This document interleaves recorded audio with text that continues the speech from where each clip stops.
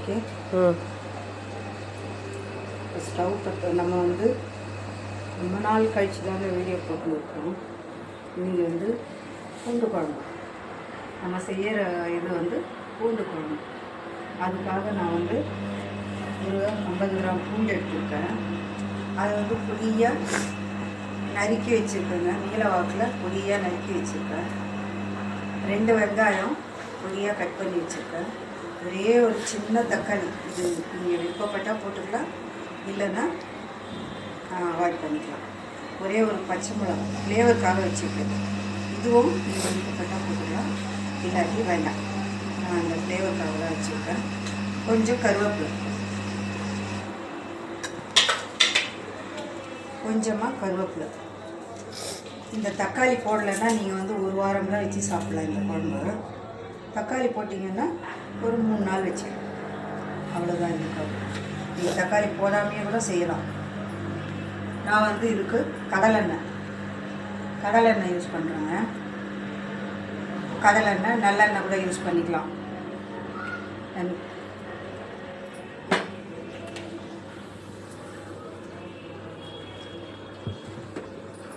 கடலெண்ணெய் போட்டால் கொஞ்சம் வாசனையாக இருக்கும், அதனால நான் கடலெண்ணெய் யூஸ் பண்ணிக்கிறேன். வத்த குழம்புன்னா நீங்கள் நல்லெண்ணெய் ஊற்றிக்கலாம். இது கொஞ்சம் எண்ணெய் ஜாஸ்தியாகவே போட்டுக்கலாம். இப்போ வந்து ஒரு 50 கிராம் எண்ணெய் ஊற்றி வச்சுருக்கேன் நான். இதில் இது வந்து 4 பேர் சாப்பிட்றது. கொஞ்சம் கடுகு போட்டுக்கிறேங்க, கொஞ்சம் வெந்தயம். இது நல்லா பொரிஞ்சோடனே ஒரே ஒரு காஞ்ச மிளகா போட்டுக்கிறேங்க. இது வந்து அந்த புளியோடையும் பூண்டோடையும் சேரும்போது இதுக்கு ஒரு நல்ல ஃப்ளேவர் வரும், அதுக்காக ஒரு காஞ்ச மிளகா.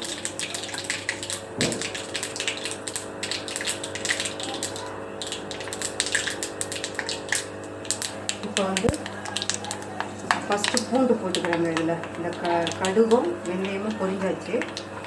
அது ரொம்பவும் பொரிய விடக்கூடாது, ஓரளவுக்கு நல்லா 3/4 பொரிஞ்ச உடனே பூண்டு முதல்ல போட்டுக்கிறேங்க. இந்த பூண்டு கொஞ்சம் நல்லா வதங்கட்டும்.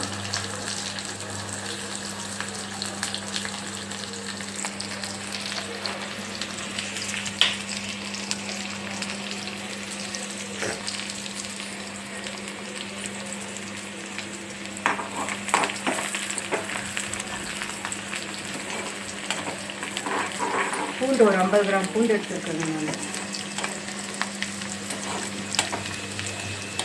ஏன்னா இது பூண்டு குழம்புங்கிறதுனால பூண்டு.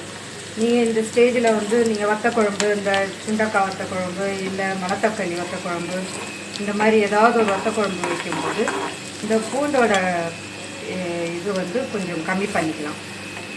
கம்மி பண்ணிவிட்டு நீங்கள் அந்த வத்தல் சேர்த்துக்கலாம். நான் வெறும் பூண்டு குழம்புன்றதுனால இன்றைக்கி வத்தல் சேர்க்கலாம்.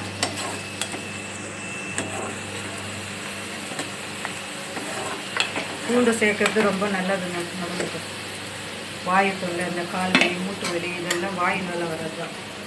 அதெல்லாம் தவிர்க்கலாம். பொடியாக நறுக்கி வச்ச வெங்காயம் சேர்த்துக்கிறேங்க.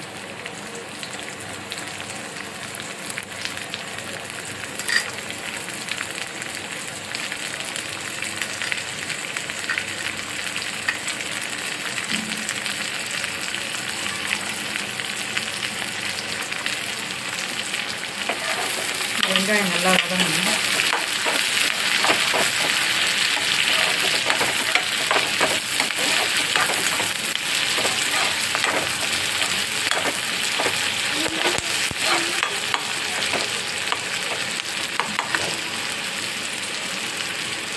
உங்களுக்கு வேணும்னா இந்த ஸ்டேஜில் ஒரு பச்சை மிளகாய் உடைச்சி போட்டு வேணும்னா.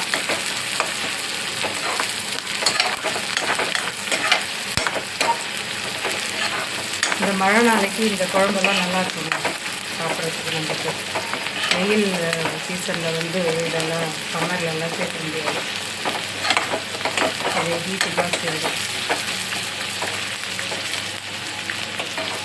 மழை நாளில் இதெல்லாம் அடிக்கடி சேர்த்துக்கிட்டா நல்லது. குழந்தைங்களுக்கு வந்து பூண்டு முழுசாக இருந்தால் பிடிக்காது, அதனால் நான் நல்லா பொடியாக கட் பண்ணி போட்டுவிட்டேன். இதில் இருக்கிறது தெரியாமல் அது அவங்களுக்கு வந்து நல்லா கசஞ்சி கொடுத்துடலாம். மசாலா சாப்பிடுவாங்க. இதெல்லாம் நம்ம வந்து குழந்தைங்களுக்கு வேண்டான்னு அவங்க அவாய்ட் பண்ணுறதுனால இந்த பூண்டெல்லாம் நிறைய சேர்த்துக்கிறது கிடையாது. அதெல்லாம் சேர்க்கணுங்க. நம்ம கொஞ்சம் கொஞ்சமாக சொல்லி அவங்களுக்கு பிடிக்கலன்னா அவங்களுக்கு தெரியாமல் சேர்த்துக்கலாம்.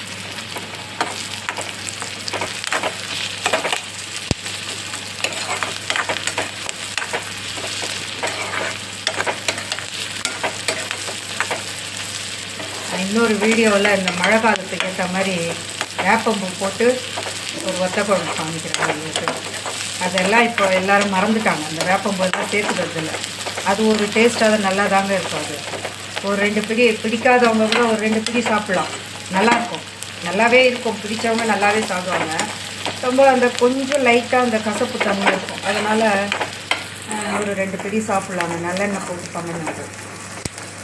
நான் அது இன்னொரு வீடியோவில் காமிக்கிறேன்.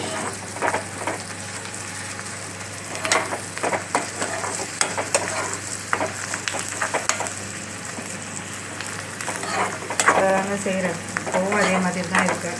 எதையும் மாற்றிக்கல. நான் இந்த பழைய இதுலேயே தான் இருக்கேன். நான் என்ன ஸ்டவ்வு இதெல்லாம் தான் மாறி போச்சு. வந்து நல்லா வதங்கிடுச்சுங்க. இந்த ஸ்டேஜில் வந்து நம்ம தக்காளி சேர்த்துக்கலாம். தக்காளியை சேர்த்துட்டு கொஞ்ச நேரம் மூடி வச்சிட்டோம்னு வச்சுக்கோங்க. இந்த வெங்காயம் அதோட இந்த தக்காளியும் சேர்ந்து நல்லா வதங்கி மேஷ் பண்ண மாதிரி இருக்குங்க. அது நல்லா வதங்கிடும்.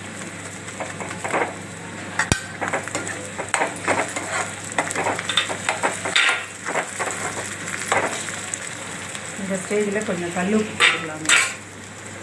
நான் வந்து கல்லுப்பு தான் போடுறேன். கல்லுப்பு தான் யூஸ் பண்ணுவேன். அதனால் கல்லுப்பு தான்.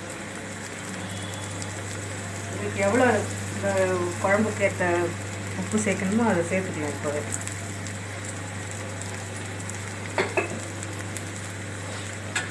மஞ்சத்தூளும் ஆட் பண்ணிக்கிறேங்க. மஞ்சத்தூளெல்லாம் வீட்டில் அரைச்சிருக்கேன். இதெல்லாம்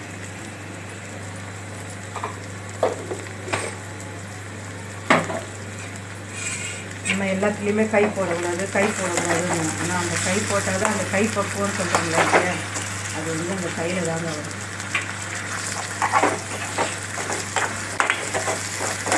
எதையுமே வந்து நம்ம செய்யும்போது அந்த இன்ட்ரெஸ்ட்டோடு எல்லோரும் நல்லா விரும்பி சாப்பிட்ணும், அந்த ஒரு அக்கறையோடு பண்ணால் தான் எதுவுமே நல்லாயிருக்கும்.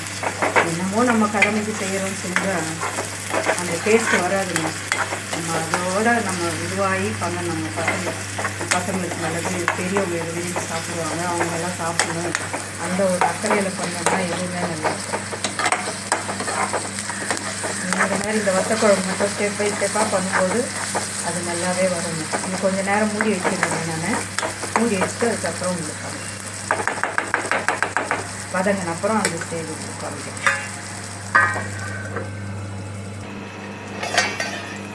இப்போ வந்து இதை திறந்து பார்க்கலாங்க. நல்லா வதங்கிட்டு இருக்கோம்.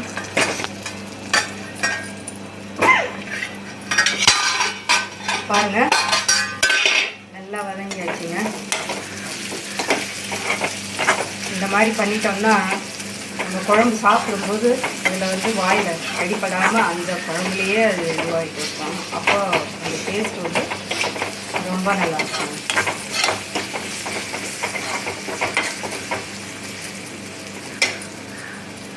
இந்த ஸ்டேஜில் நான் மிளகா கொடுத்துருக்கேன். இதுவும் வீட்டில் அரைச்சிருக்காங்க. உங்கள் காரத்துக்கு ஏற்ற மாதிரி போட்டுக்கலாம். நான் வந்து இது 4-5 பேர் சாப்பிட்ற மாதிரி தான் பண்ணுறேன்.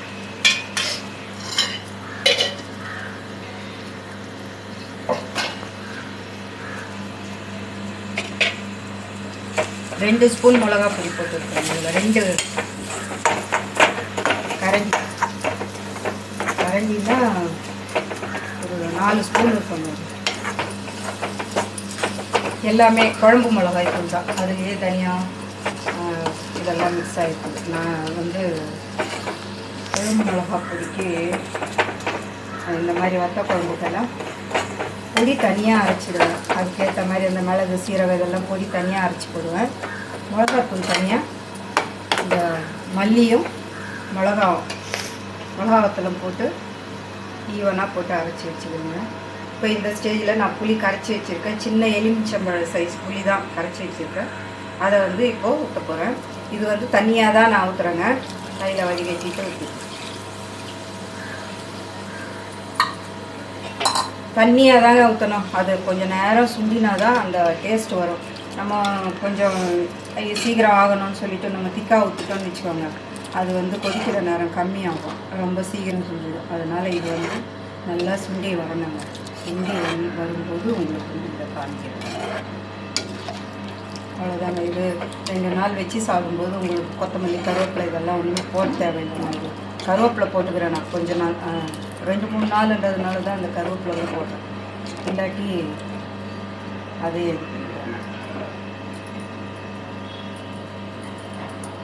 அவ்வளோதாங்க. இது கொஞ்சம் நல்லா கொதிக்கட்டும். இன்னும் கூட கொஞ்சம் தண்ணி ஊற்றிக்கலாங்க.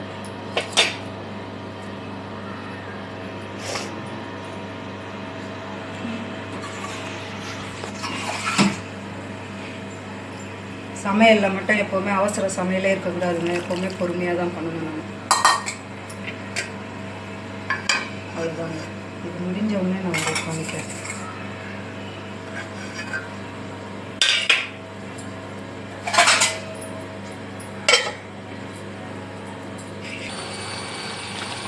இந்த மாதிரி கொதிச்சு வரும்போது நம்ம வந்து இதை கொஞ்சம் சிம்மில் வச்சுருந்தாங்க. ஏன்னா இது வந்து மேலே தெரிக்கும். கொஞ்சம் மெதுவாக இதுவாச்சுன்னா சுண்டி வந்ததுன்னா அந்த டேஸ்ட்டு கொஞ்சம் நம்மளுக்கு நல்லாவே இருக்கும். இந்த வெங்காயம் எல்லாம் நல்லா வெந்து ஆல்ரெடி நம்ம நல்லா வதக்கியிருக்கோம். அது இல்லாமல் நல்லா வெந்து வரும்போது இன்னும் கொஞ்சம் நல்லா டேஸ்ட் கொடுக்கும். அந்த பூண்டும் வெங்காயம் சேர்ந்து இப்போ நம்ம சிம்மில் வச்சுருக்கோங்க. இந்த ஸ்டேஜில் வந்து நான் கொஞ்சம் வெல்லம் ஆட் பண்ணிக்கிறேங்க அந்த டேஸ்ட்டுக்காக. இது கொஞ்சம் வெல்லம் இல்லை, அதனால நான் வந்து நாட்டுச்சக்கரை எதுனாலும் நீங்கள் யூஸ் பண்ணிக்கலாம். இல்லை ரெண்டுமே இல்லைன்னா கூட நீங்கள் வெறும் சுகர் கூட கொஞ்சம் பண்ணிக்கலாம். இது வந்து வெல்லம் நாட்டுச்சக்கரை போட்டால் நல்லது. உங்களுக்கு ரெண்டுமே இல்லைன்ற பட்சத்தில் நீங்கள் வந்து கொஞ்சமாக சுகர் சேர்க்கலாம். இது கொஞ்சம் நல்லா சுண்டனாங்க. இன்னும் ஒரு 5 நிமிஷம், இன்னும் ஒரு 5 நிமிஷம் கழித்து நான் உங்களுக்கு காமிக்கிறேன்.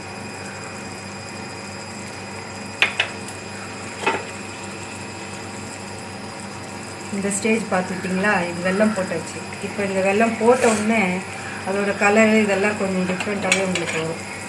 கலர் கொஞ்சம் நல்லாவே இருக்கும்.